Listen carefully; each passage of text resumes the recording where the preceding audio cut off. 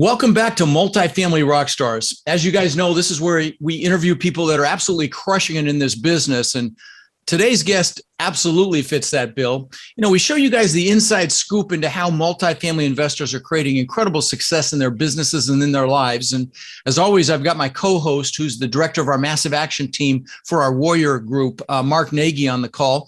Mark, what's happening with you, brother? Yeah, man. Well, that's what I'm excited about. Usually we have people that have been getting started over the past couple of years here, but our guest has been in real estate for a long time. So I think we're going to have some good stuff today. Yeah, no, absolutely.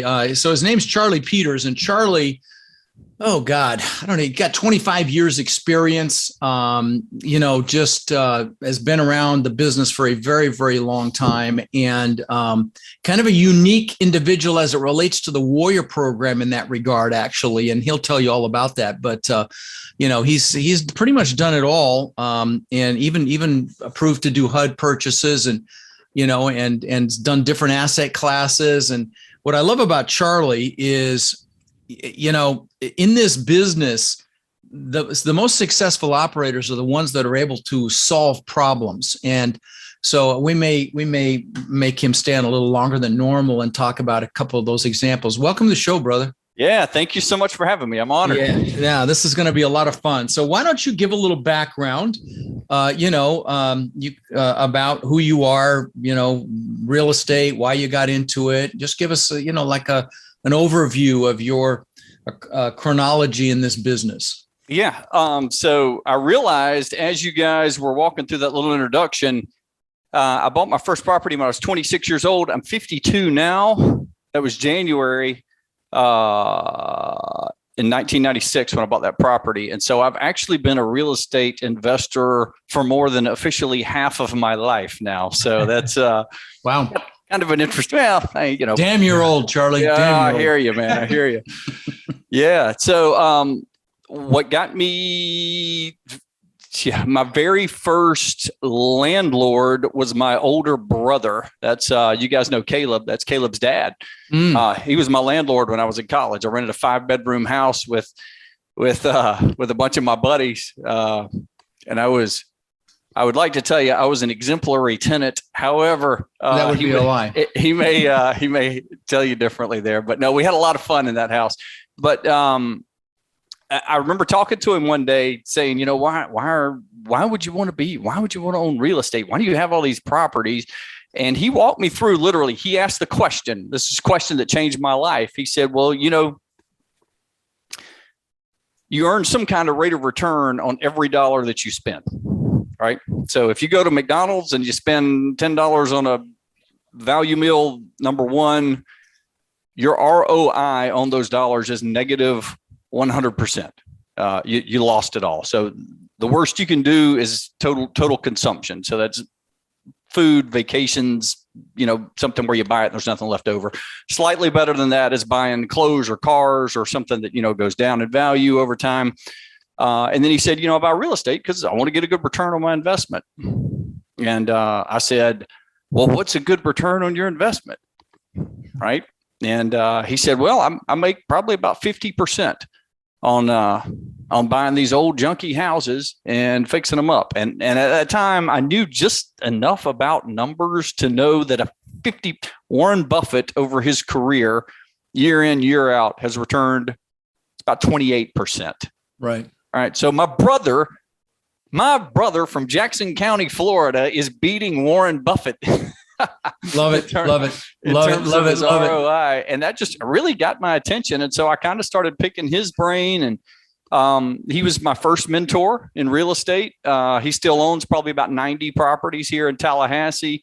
And he's the guy who rides around all day with a lawnmower and a toolbox in the back of his truck. And he's one of those. Yeah, he mows his own yards. If he sees a piece of copper on the side of the road, he will stop and pick it up, although he's a multimillionaire, right? Am I describing this guy properly? He is a wealthy guy and has the largest collection of torn up T-shirts and ratty looking shorts with paint all over them and everything you could imagine. Great guy. Awesome. I'm sure.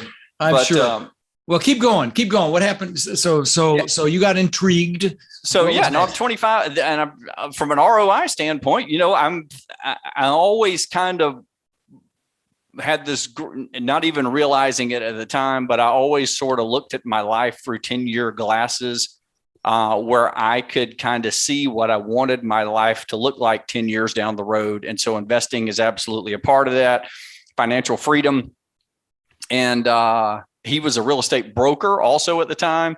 And so he calls me one day and says, I'm about to graduate from college. I'm engaged at the time of my wife now for 27 years. Sorry, ladies, but I'm taken. And he called me and said, I got a quadruplex for sale. It's in a good area. It's in between the two hospitals in Tallahassee off of Miccosukee Road. So long story short, we bought that quadruplex. I owner occupied it. And that's how I got into real estate. And it was after I graduated that I actually kind of fell in love with this, this idea that you're buying this major asset and your tenants are really, they're paying for it for you. So it is the ultimate example of how to build wealth. You basically house hacked a fourplex, lived in one unit, rented out the other units, and that got you going. And here we are. A whole lot of property later. I mean, I know you've got multifamily assets in Alabama, Colorado, Florida, Georgia, Illinois, Missouri, North Carolina, Texas. Good Lord. That's as many as I have. Good Lord. Very impressive, brother. So the obvious question is, and I know the answer, but I want my listeners to hear it, is why did you bother joining the Warrior Group? When did you join, by the way? I joined in 2020, August of 2020. So coming up on 2 years here. Coming up on 2 years. So tell my listeners why you joined, because it was a great reason. Correct. So this is the importance of picking a good mentor. Mm-hmm. And frankly, my brother is an awesome guy. And he would be a great mentor if your goal is to own 90 properties in your hometown and be the landlord and travel around with a mower and a paintbrush. And he's done a great job and is a great guy. And I don't want to bash my brother. Of course. But yeah, I wanted something a little different in that I didn't want to own investment properties. I wanted to create a business that invested in real estate. And so I wound up doing all this stuff, but kind of on a larger scale. He never got into multifamily properties. Whereas that's the majority of what I've done. So to answer your question, the reason I joined the Warrior Group is up until 2020, I had never done a syndication before. And to achieve true scale, you gotta have that business model. And so I sought out, this is a great compliment to you, Rod Khleif, but I did a ton of research. There's a lot of multifamily guys out there in the space, as you know, and I actually put a fair amount of time into researching all this, and I settled on you, like a lot of warriors did. I attended the boot camp, loved what I heard, loved your energy. You at the time, I would say you seem to have had a heart for people. I have, since getting to know you better, obviously realize that's 100% accurate. So I appreciate your heart and how you legitimately want to see people succeed. And so, yeah, I joined the Warrior program specifically to learn the syndication business. Yep.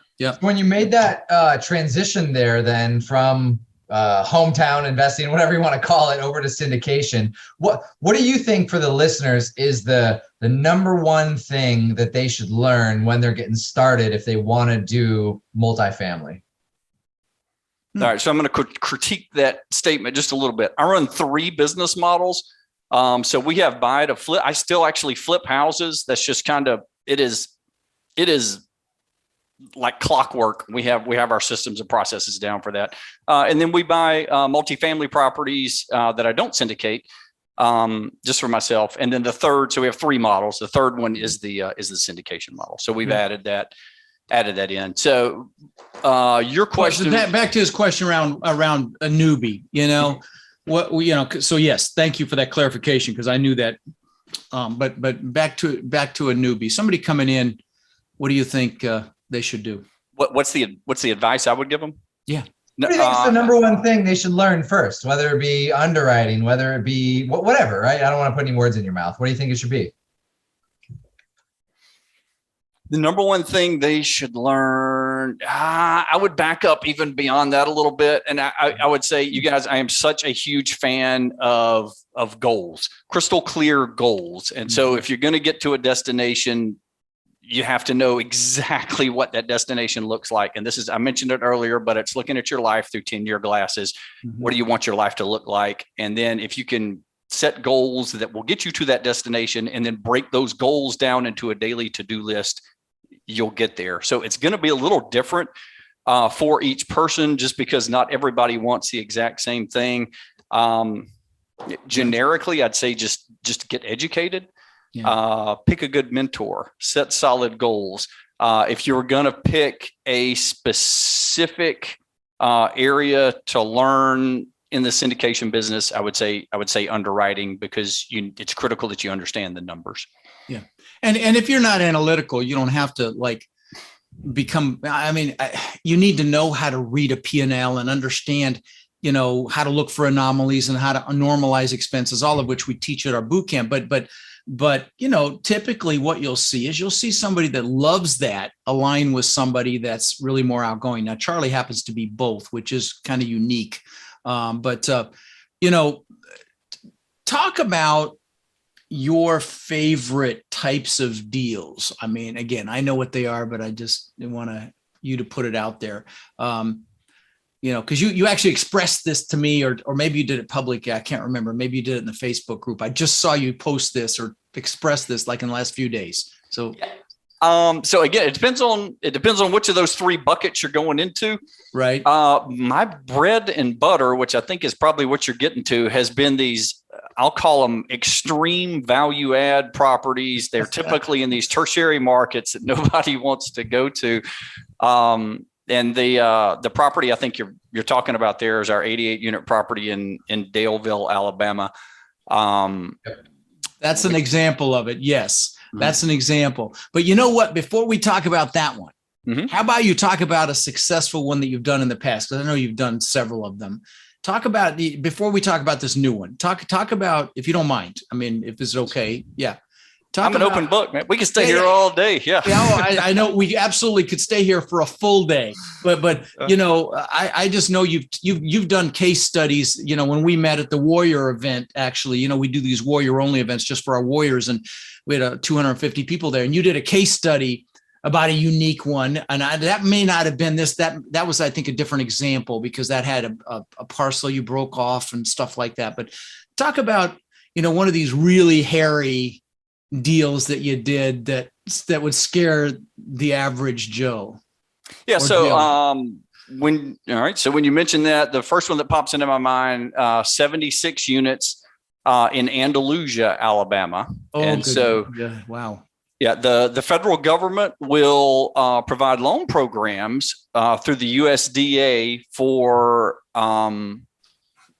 these very rural multifamily properties. And so this was a USDA-backed property.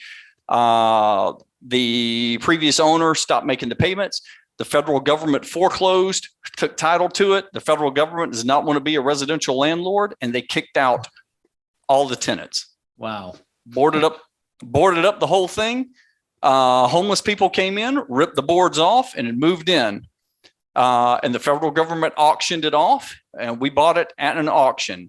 So 11 o'clock, we won the auction. 5 o'clock, they had to have a cashier's check for the full amount of the auction. So we bought 76 units for about $480,000. Wow. When was this? 2018. Wow. Crazy. Okay. So talk about what you did. Talk about what you did with that gem of an asset. Well, the first thing we did was we got somebody over to walk the units. They found a dead body inside one of the units. And so we stopped walking units. We called the police. The police told us to stay off the property. They opened up a crime scene. I actually have the newspaper article in my office, which says that we were exonerated as the death was ruled by natural causes. But basically, They actually did an investigation. They couldn't figure that out. Oh, good Lord. Anytime there's a dead body, they have to. I had one in Denver. They didn't. It was a funny story. I mean, it's not really that funny, but it's kind of, because I had these two. Let me interrupt for a second, just because it really is part of it's kind of funny. So I had these two guys, Spanish guys that worked for me. I mean, they were a brother. I wanted to hire one. They said, no, you have to hire both. And I hired both of them. And the one, they lied like nobody's business, but it was funny. Okay. And what was really funny is the brother would shore up the other one's BS. Okay.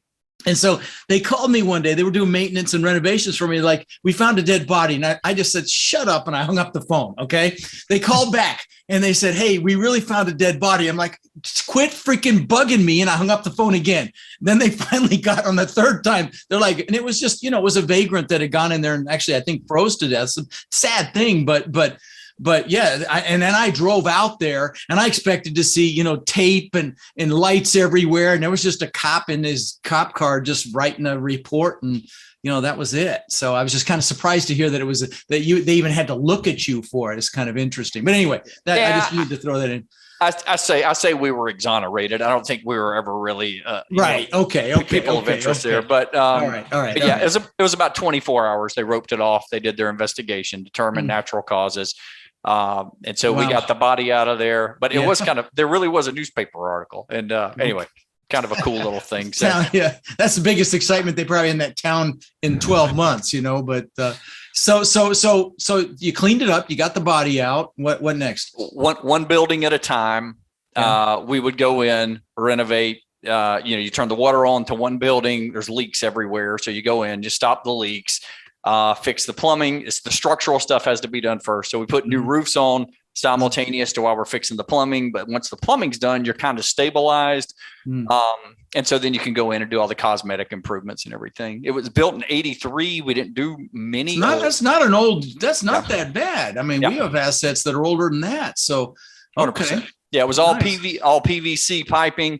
Nice. We had some bad water heaters, and so you got to fix supply lines and all that stuff. But I did the electrical upgrades, and then from there it was all cosmetic. And we had this this building looked gorgeous compared to everything else there, and it was almost like it was its own little complex. But we started renting units as soon as those first 8 units were available. And then we went to the next building. And so people could kind of see the vision for what was happening there. We didn't have any trouble renting it out and got it filled up. We built a stabilized, I think it was about a T6, maybe a T12, but then we put it back up on the market and resold it. Oh, you sold it? You sold it? Wow. Yeah. Fantastic. Out of curiosity, would you mind sharing what you sold it for, since you said you bought it for $400K? I think I actually posted this in the Warrior group as well when we sold it. Marcus and Millichap were our brokers. They were the sale brokers. I think it was 3.2 million. Nice. Wow, 400K to 3.2 million. Well, no, he put a few hundred in it. Okay, just so that. Yes, we put over $1 million in it. $1 million in it. Okay, so you doubled. I mean, more than still doubled. doing pretty good. Not good. Better than a sharp stick in the eye. The great thing about that deal, that's where, a lot of people look at, 400, you put $1 million into it, you got, call it 1.4, 1.5 in it, you sold it for 3. Yeah, it worked out great. But what made that deal literally sensational is we brought financing in immediately. And these are bankers that we worked in. We just used a local bank here in Tallahassee, Synovus Bank. They're Southeast, that's a pretty good sized bank. That's a pretty good sized bank. Now they've loaned you on an Alabama asset. They loaned me on an Alabama asset. Nice. Yeah. And they gave us renovation money. They want us. It was taken in draws as we're doing the renovations. Sure. But we wound up our max out of pocket on that thing, like at the high point, might have been $600,000. Wow. And so we were able to get most of that back, almost right off the bat there. So it worked out unbelievably well. And especially, I don't know what the ROI is, but it would it's substantial. A lot. It's better than most for sure. Nice. Yeah, 100%. Nice. Yeah. Plus all the other benefits, cash flow, et cetera, that we won't have to get into. But let's talk about the new one. The 88 unit that you just talked about. You mentioned also Dixon Heights. Okay, that's the name of it. Dixon Heights is the name of the complex. Yeah. Okay. You said also very rural. I believe you said 30% occupied when you bought it. So obviously extremely vacant. Give us the story on that deal, how it's been going since. Yeah, so we bought, here you go. Well, I'm just seeing all my mugs. We bought Ruckers Landing. That's funny. In Daleville, Alabama, which was so do you get a mug every time you buy an asset? Is that what I'm seeing here? I got a few mugs. Yeah, we got a couple of them there. Okay. Instead of trophies, right? You have mugs up there for each property. So we bought Ruckers Landing. Ruckers Landing's named after Fort Rucker, which is the home to helicopter aviation for the U.S. Army, located in South Alabama. We had a maintenance guy working there who did some part-time work for a family in town that owned a hotel and another apartment complex. So our maintenance guy comes to us one day and says, hey, I think the family may want to sell this apartment complex that they own. It's an old Cardinal. How did you know him?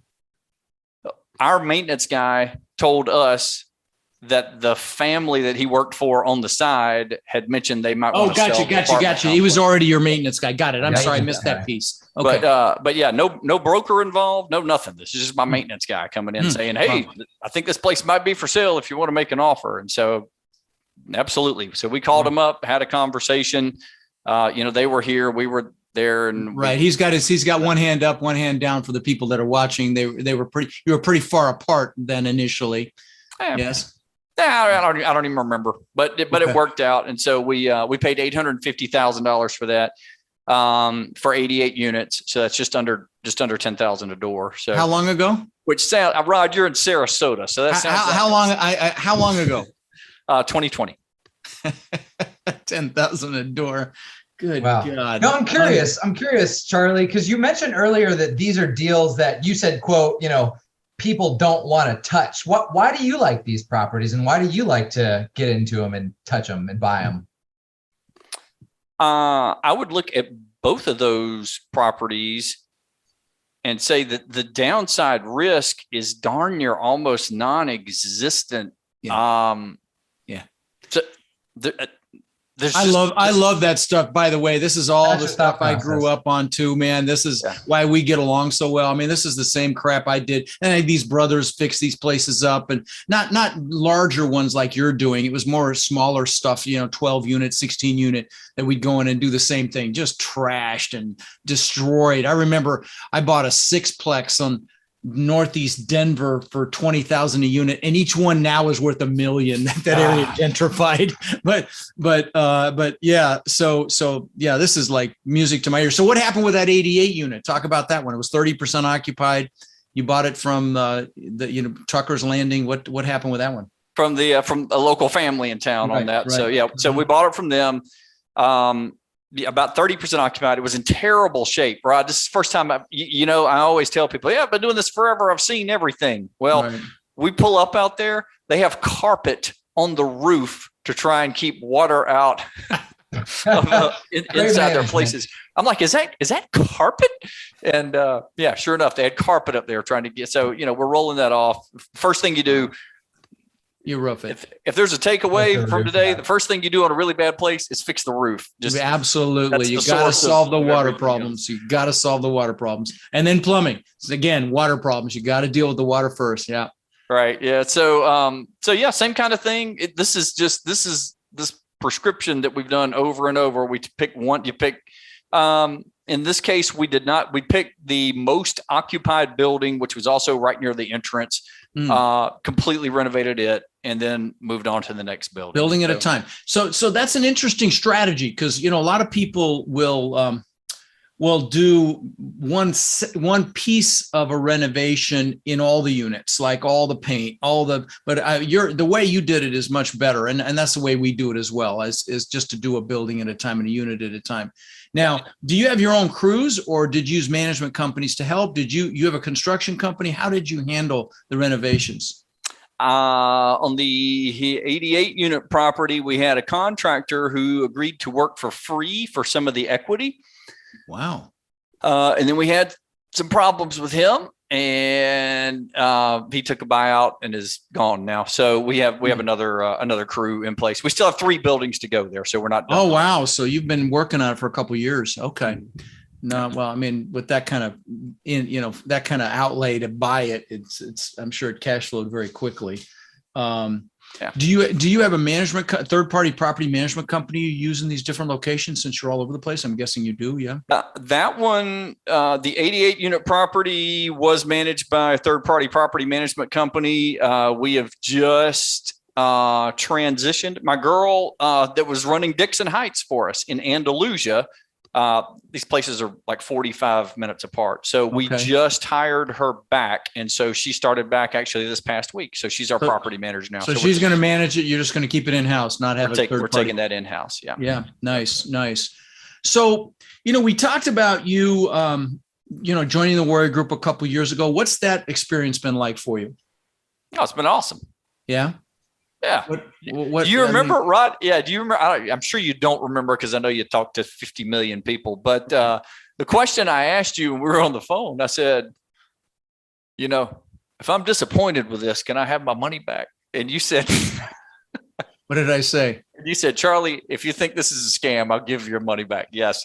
And that's not the usual response I give, by the way. If I get asked that, I usually say, listen, if you're coming in this. Actually, you did say that. You did. Okay. If you're coming in that with that kind of energy, it's probably not a fit because you're not going to do this. And okay. So, okay. That's funny. That's really funny. That was your answer. But after I beat you up for a minute or two, you came away with, yes, if you think this is a scam, I'll give you your money back. So, I mean, it's never happened, but I'm sure it could, but no. So, and just to elaborate on my response, if you're looking at doing something, learning anything, and all you're looking at is the potential negatives, what do you think gets bigger? What you focus on gets bigger. And so when I hear that, my concern is that obviously you're a huge exception to this rule, but my concern is that you're going to focus on the negative, and that's what's going to get larger. But listen, guys, if you're listening and you're interested in applying for the Warrior program, it's pretty extraordinary. But there's an application.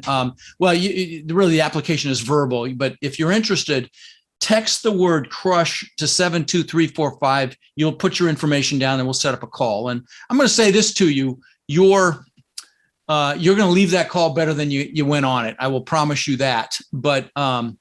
But anyway, again, text crush to 72345 to apply, and you look us over, we look you over, but hopefully, you can see the value. And, when someone as astute as Charlie comes in and just knocks it out of the freaking park and has been knocking it out of the park, that's a pretty, I love having you as a testimonial, brother, because that's awesome. I would add, it has never remotely crossed my mind to begin to ask for my money back. So you've been worth absolutely every penny, man. Definitely Thank you, buddy. And maybe someone who's been listening has heard, lives in a rural area and has been hearing episodes of people buying in, these big cities, has been wondering, oh, I can't do that. And this is a great episode to think, well, absolutely you can. This is a very unique one. We don't hear these sorts of deals that often. So it's good to hear your story. Yeah. I wanted to shift over to a second market crash, dip, whatever you want to call it. I know your bio said through the last 2008 crash, your business actually expanded and grew. A lot of people are thinking, hey, we may have obviously not a market crash like 2008, but there may be a dip, recession, flattening, whatever you want to call it. What are some tips you think that you'd give to listeners to help them grow during this dip that you might have used in the last crash that you could apply coming in the next couple of years? Yeah. So the best metric for measuring risk in my mind is debt. How much debt do you have on a property? So I read this article 2008, right around the financial crisis, and it basically said, the gist of it was which REITs are most at risk of collapsing. And they talked about REITs that had a balance sheet where they were 60% leveraged were more at risk than the ones that are 40% leveraged. And they said 40% was like the highest grade that they gave these Wall Street REITs. And so in my mind, I'm thinking if I can get my total global loan to value down to less than 40%, I'm going to be more stable than the most stable Wall Street REITs, and it may all go to hell in a handbasket, but I'll be the last domino to fall. So we started. You know what's interesting about that is I was actually at a 30% loan to value, and I still crashed and burned. But here's why. I was in mostly houses. Okay, and so they're harder to cash flow because they're just different. And I was pretty spread out geographically as well. But I agree with what you said, though. And I get a lot of hate, when I tell my stories like, yeah, you were over leveraged. No, I wasn't. But there were a lot of other factors involved in my situation personally. But what are some any other strategies operationally, maybe besides debt or, any other thoughts that you might have about what's coming? And let me frame this by saying, we're not going to have the foreclosures like we did in 2008 and 9. This is going to be different. But I'm actually doing a YouTube video on bridge debt here tomorrow night Thursday night, actually. And I think we're going to see have some pain there for some of those operators who did a lot of bridge debt these last few years. But I'd love your take. The market has absolutely bailed out bad operators for probably the last 3 or 4 years. So if you're at the end of the day, if you're not covering, as long as property values keep doing this, it doesn't matter if you cash flow or not. But boom, as soon as they level out, and they are leveling out right now, probably a little pullback actually, I think, but at the very least they're leveling out. And so, there's a pullback. I'm sorry to interrupt again, but it's this is just triggering thoughts for me. In the last year, Scott and I have only bought one asset and we've gotten so close on so many deals, and then we get into best and final, and we're like, they paid what? And there's no way the returns are going to be what they say they're going to be, and they put bridge debt on them, and and back over a year ago they really didn't have caps. Now they make you put a cap. If we wanted to do a bridge debt deal, we were looking at and the cap was $1 million just to keep the interest rate from going up more than 2%. But anyway, I'm sorry I interrupted. Please continue your thoughts with what people might do through what's coming and capitalize on it. Yeah. So I do believe there's going to be deals coming because the market's going to, as soon as it flattens, the market's not going to be bailing out bad operators. So I would tighten up your operations, and then I would make your underwriting more conservative. Those are the two big takeaways. Yep. We saw, just like you said, I'll echo what you just said, which is basically we saw an investor deck for this property. It was in Sarasota, and they budgeted in 17% rent appreciation for the next 5 years. And I'm just like, and the sponsor was and like, they raised money for it. That's what's freaking crazy. There were people that thought that was okay. It was like, are you freaking kidding me? And so, I mean, we're going to see some pain because those guys that did that, were relying on those numbers to be able to deliver on that asset, to be able to meet their loan requirements, and forget investor returns. I mean, those are going to be out the window for sure, but hopefully they don't lose the whole asset. So, I'm really looking forward to this piece that I'm going to do on bridge debt. I don't know when this episode will come out. It'll probably already have been on my YouTube channel, but I think there's going to be some pain in really in the commercial multifamily space because of the fervor, the overzealousness these last few years with pricing and debt. I mean, a lot of the bridge debt is 18 months, 24 months, 3 years. And if they didn't plan for, higher, the other thing when you're putting debt on a commercial property, you've got to take a look at what the interest rate's going to be on your takeout financing. And you've got to meet debt service coverage requirements, meaning, there's something in this business called a debt service coverage ratio, which is the property's ability to service the debt. Let me give you an example of this. It's called DSCR. Let's say your net income on the property is $125,000 and your debt for the year, and this is an annual number, and your debt for the year is $100,000. So you got income of $125,000, debt payments of $100,000. That's a 1.25% debt service coverage ratio. Well, if these guys if they weren't super conservative with their takeout debt interest rate projections, big problem because they may not be able to refinance. Okay. And you're right. Properties have absolutely, values have pulled back, but I want to hammer something else home that you said, super important. Now is not the time to be aggressive, guys. I've told my warriors this ad nauseum, right now in the last couple of months, specifically to be super conservative, have lots of stress testing. What is your break even? How far have you projected your interest rates to go up? Because we're looking at, on the single family market, we're looking at 8.5% by the end of the year for sure. It's coming. Now, I don't know about you, Charlie. Huh? Yeah, three more raises. Yeah, three more raises. Yeah. I don't know about you. You're younger than I am, Charlie, but I remember when we were doing backflips when it came down to 7%. Okay. So, it's been gravy at 4% these last few years. And, those days are going to be gone for a while. But anyway, I'm rambling. And real quick on that topic. I know you're talking about bridge debt and opportunity coming. Correct me if I'm wrong, Rod, but if someone is in that shorter term bridge debt and they can't refinance because of that, correct me if I'm wrong, that basically means they will be forced to sell, correct? Yeah, if they can. Yeah, if they can. Again, it could be a problem there because their debt, they could be over leveraged. Some of these bridge lenders were doing 80% loans, including it was loan to cost, which meant including a CapEx. So they could be over leveraged as well. Wow. And I think we're going to see properties go into receivership. I think there's going to be incredible opportunity. So, if this comes out before my boot camp and you're not coming to my freaking boot camp to learn this business, what are you thinking? Because it's coming and there's going to be I think there's going to be some incredible opportunity. So here's a final question for you, Charlie. I may have a couple more, but you bought that first property when you were 25 and, if you knowing what you know now, I like to ask this question. I ask it of a lot of the people that are super successful like you. What might you tell your 25-year-old self that you might do differently now, knowing what you know now? If anything, maybe not, but just curious. Oh, no, 100%. Yeah, I mentioned it earlier, but it's so important to have a good mentor. My mentor is my brother, great guy. Right. But I would save up a down payment. Go buy a property, save up a down payment, go buy a property, save up a down payment, go buy a property. That meant I was a buyer maybe 1 month out of the year. Wow. And 11 months out of the year, I'm trying to save up a down payment. So if I just bought something and the deal of the century comes through, I can't buy it because I don't have any money. So the answer to that question revolves around the power of partnerships. Yeah.